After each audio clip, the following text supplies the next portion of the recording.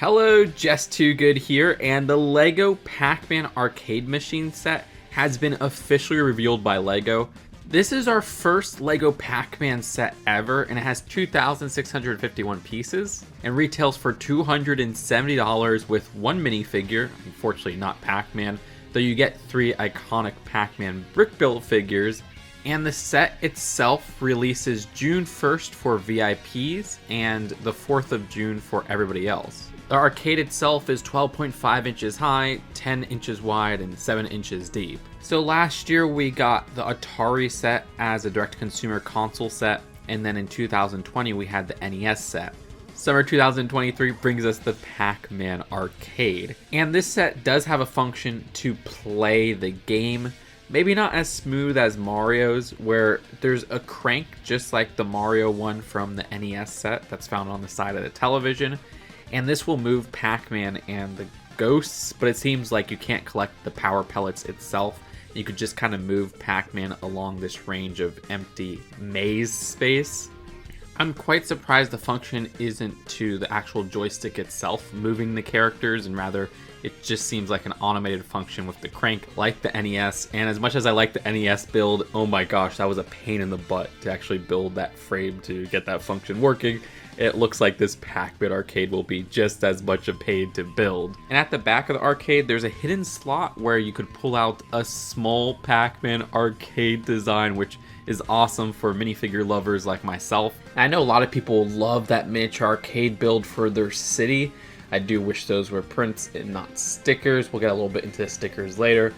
But this would just be a great little $10 set that LEGO would sell a gajillion copies of. Why don't they do that? But of course, it's price locked to a $270 set, which makes this so frustrating.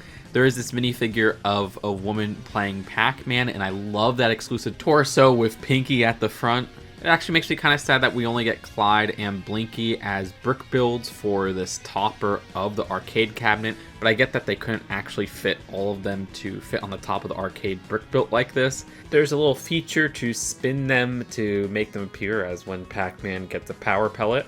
I do like that little plaque as well, which comes with extras of the Pac-Man and the Ghost 1x1 circular printed studs, which those are lovely to see not only throughout the maze, but also the maze blocks themselves, which all seem like printed tiles as well, which I really dig. Now, you know, I don't really like stickers, and there are stickers in the set, whether it be on the minifigure arcade cabinet, which makes me really sad, on the mouths of the ghosts, and at the side arcade cabinet of the big build, which makes me sad. It does seem like the marquee is printed though, which I really do appreciate. And I love how LEGO and Namco didn't actually go with the modified modern versions of the artwork and went with that classic 1980 weird Pac-Man with legs design at the side and on the marquee there. And people will say, always complain about stickers and how they're not a problem to put on, even though I find them incredibly annoying to put on. I know there's tips and tricks on how to do it easily.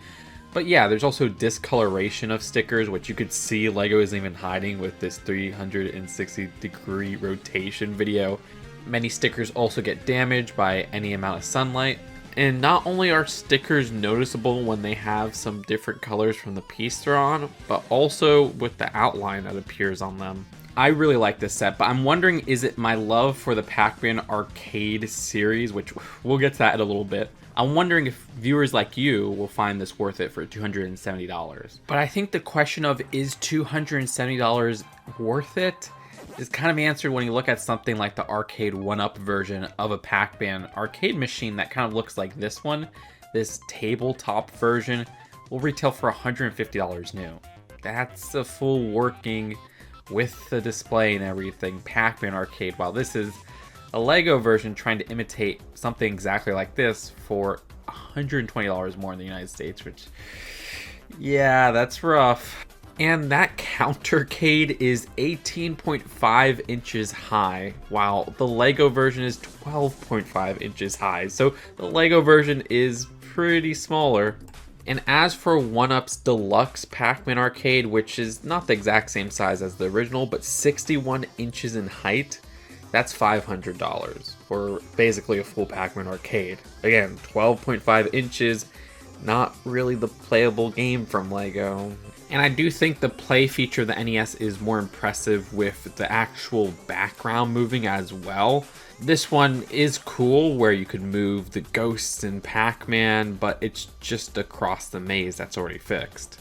The NES started at $230 but was bumped up to $270, so this is the same price as the NES at the moment. So this set has a mere 5 more pieces than the NES. The NES at 2,646 pieces, this one at 2,651. And of course, I know it's probably asking for too much, but I really wish we got the Pac-Man World / Smash Pac-Man as a minifigure instead of just a generic arcade goer. On one hand, I love the torso of that arcade goer, which would be great for some new sig figs, but I do kind of wish they made a totally new mold with just that very cartoony classic Pac-Man. When you think of Pac-Man, okay, sometimes I'll think of the one from the old animated TV show, which was something I grew up on, but this is like the ideal Pac-Man interpretation, you know? But it would feel out of place because, again, this uses the original arcade artwork, which doesn't really match the design of that Pac-Man we see in, say, Super Smash Bros. But I prefer that accuracy on the arcade for sure. Again, I'm glad they didn't modernize it. Anyways, let me talk about my Pac-Man arcade love. See, I never talk about it on the channel, but I was obsessed with Pac-Man arcade games in a very particular time in my life. I believe it was 2011. It was right when I was in my dark ages for LEGO. And for some reason, I was just into the whole extended universe of Pac-Man arcades. Here's the thing. I never really cared about Pac-Man, the original arcade game. I love Miss Pac-Man, the arcade game.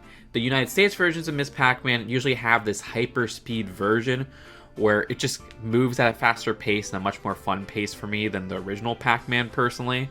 But in the year 2011, I made it a life goal that whenever I got enough money to do this, I would make a whole arcade room of every Pac-Man official released arcade game. I liked the obscure ones, like Super Pac-Man, like Junior Pac-Man. I wanted to get a Professor Pac-Man, dang it. Shout out to Pac and Pal. The one my brother and I would play the most and try to get the arcade high score on was Miss Pac-Man and Super Pac-Man. And my favorite of all the weird spin-offs was Pac-Land, where I absolutely loved the music of that game and the pre-Super Mario Bros. Platforming of that game, where they had, instead of using the joystick as the left and right directionals, you had to press these buttons, which was very frustrating. I remember for Christmas or my birthday 2011, I got the Namco Museum Volume 4 game for PS1 just because it had Pac-Land and there was no other ports of Pac-Land. Thankfully, you can now play Pac-Land as a port on Nintendo Switch even. It's very easy to play, but it seemed like in 2011, it was very hard to get the original arcade version of Pac-Land as a port. If only I could still find that Namco Museum Volume 4 copy I had, because yeesh, that goes for a lot of money nowadays. I have it mint in open box. Well, you know, CD case of PS1. When we were really young, my brother and I would play the crap out of Pac-Man 2, The New Adventures, which has a really underrated soundtrack. Well, okay, I just love the lullaby theme from there.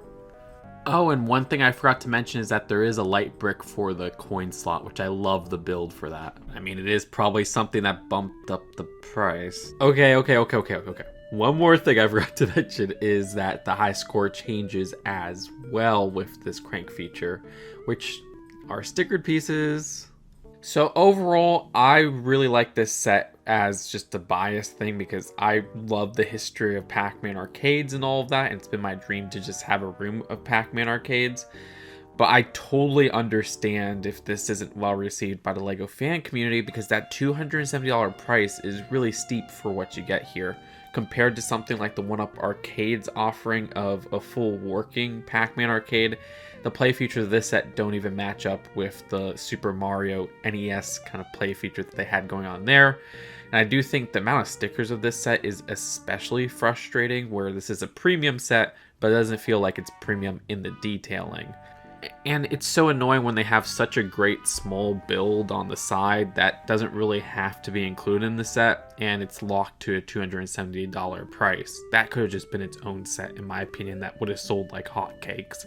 Regardless, let me know what you think of this set in the comments below. If you agree or disagree, subscribe here for more honest LEGO opinions, and I'll see you later. Peace out. Bye.